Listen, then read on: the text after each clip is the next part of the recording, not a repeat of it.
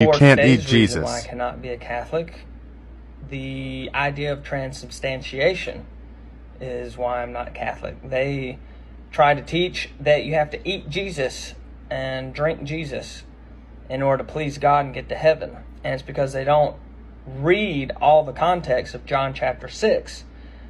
In John 6, Jesus says, and I'm reading it here, he's talking to them and he says, "Verily, verily, I say unto you, except ye eat the flesh of the Son of Man and drink his blood, ye have no life in you. Whoso eateth my flesh and drinketh my blood hath eternal life, and I will raise him up at the last day."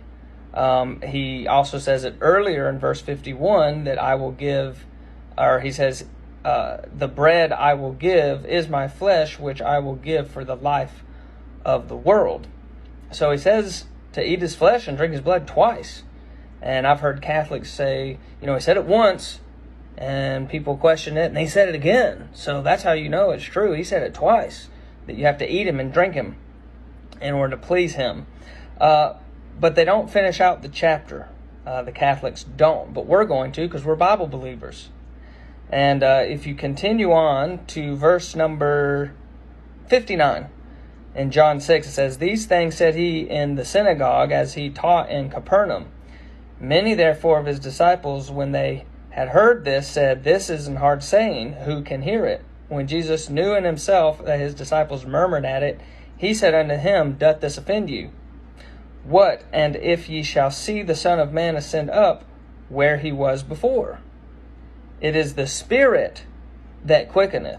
The flesh profiteth nothing." So right there he's saying, even if you eat my flesh, literally, it profits nothing. You have to partake spiritually.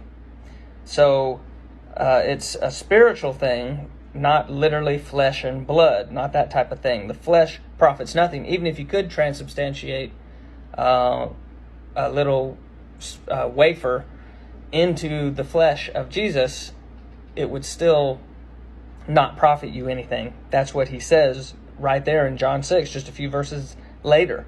The words that I speak unto you, they are spirit and they are life. So it's not a physical thing.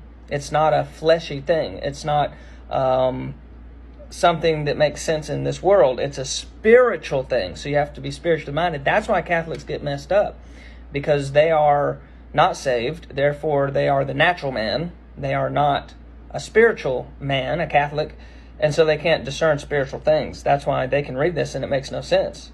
They still think that it has to be the flesh and the blood, literally. They're not saved, so they can't understand.